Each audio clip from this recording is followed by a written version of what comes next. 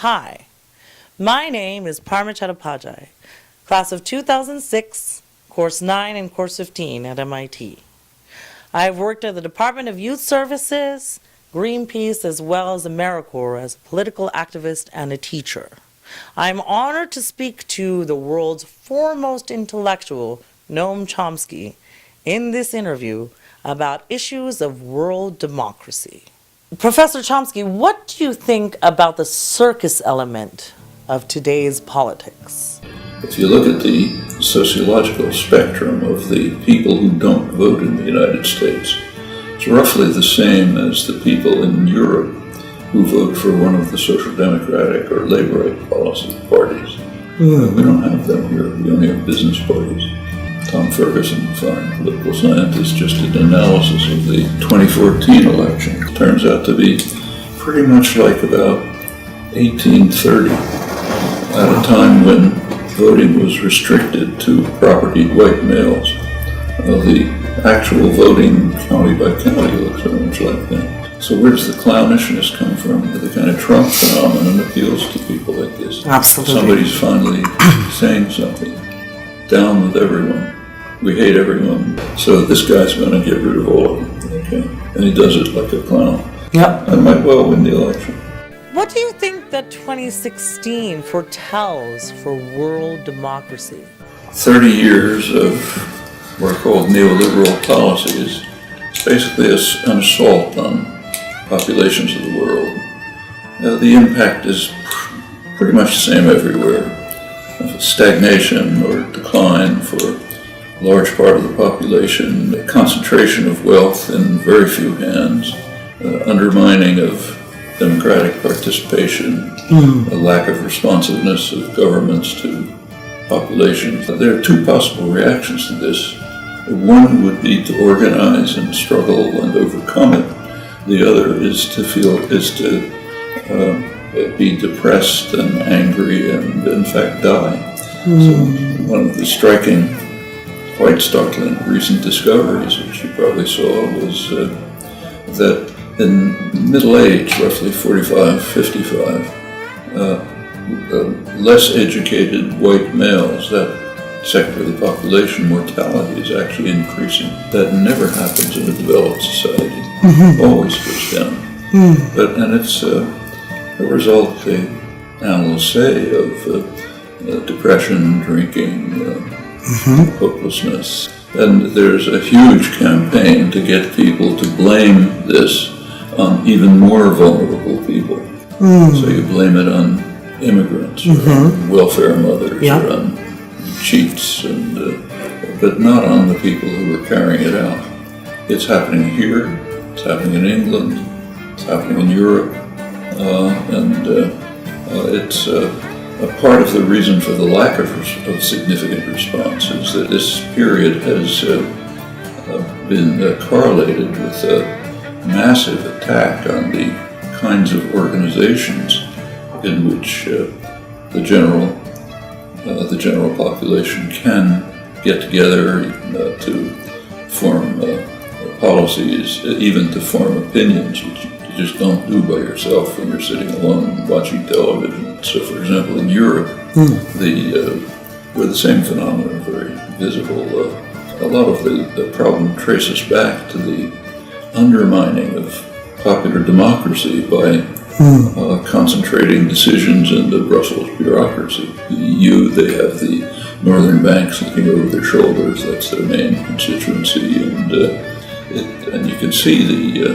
it's led to an almost visceral fear of democracy. So, for example, when in Greece there was a suggestion that maybe the people should be asked what they want, but their own choices about their fate, it led to an utterly savage reaction across the spectrum. Right. Here it takes other forms.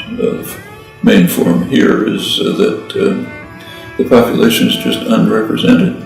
A large majority of the population, their representatives don't pay any attention to their opinions. Yeah. Their constituency is the rich donors. It shows up in abstention, which is very high, and it's class correlated. It's roughly the parts of the population that are unrepresented anyway. the commodity culture is driving people to evaluate their worth and their lives by the number of commodities they have.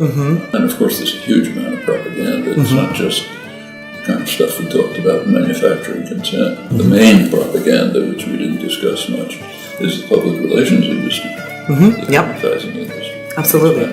Hundreds of millions of dollars just to try to turn people into mindless, confused, irrational consumers. You have said that the illusion of democracy has remained profitable due to a propaganda machine that manufactures consent. With Bernie Sanders, Ron Paul, and Elizabeth Warren or other figures now sharing information on network television that compromises the propaganda machine, do you think this will render the illusion of freedom unprofitable? It's up to us. People can react to these circumstances in different ways, as I mentioned. We go back to, say, Weimar Germany. What happened is the center was collapsing.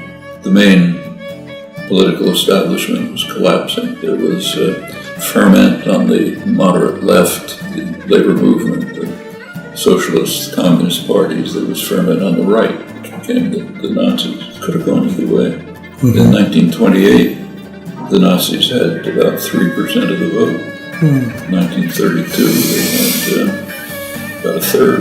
Unbelievable. Take over the country, you know what happened. So take, say, Belgium, rich country, which is now groaning under the threat of refugees. The richest country in Africa, which could have led the way to rich, extensive development in Africa, is Congo.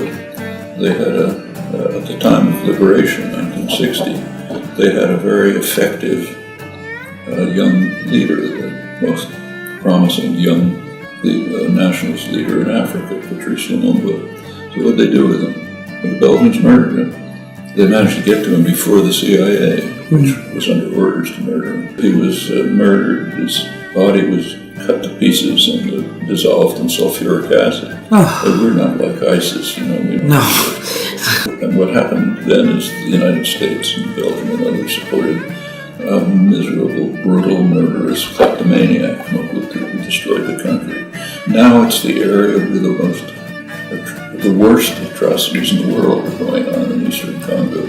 And partly it's so that you can get minerals for your cell phone. The multinationals were all over the place. So if people are, and that's all over the region. If people are fleeing, why are they fleeing to Europe? Why not the other direction? Interesting. Or take Central America. Right. Why are people fleeing from Central America? And they're fleeing from the destruction caused by virtually genocidal attacks in Guatemala and destruction in El Salvador.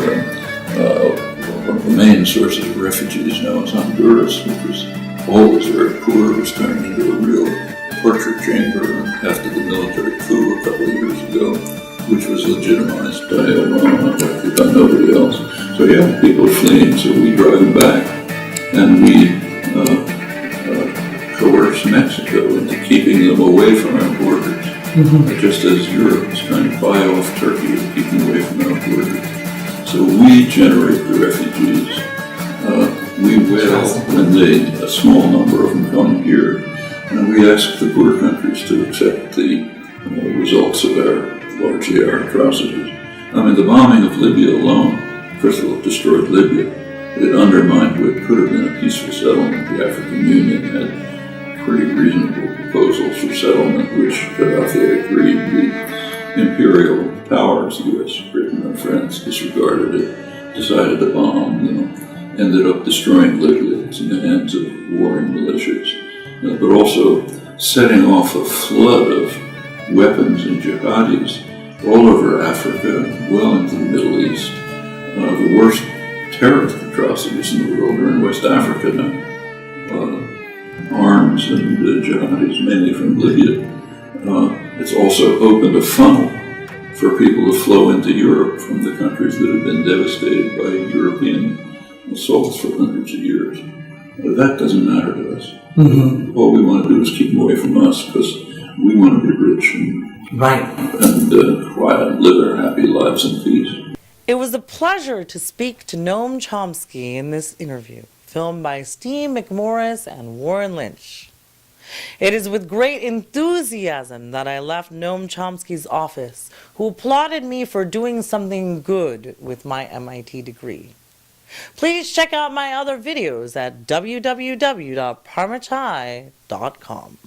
Thank you so much. Thanks for what you're doing. Oh, thank you so much. Push the arc of history in the right direction. Thank you so much for saying that. You just totally made me cry. Present for you. Because you said just keep doing the radical Yeah, work. that's right. Crying happens in this office. My Sometimes whole it's family. me.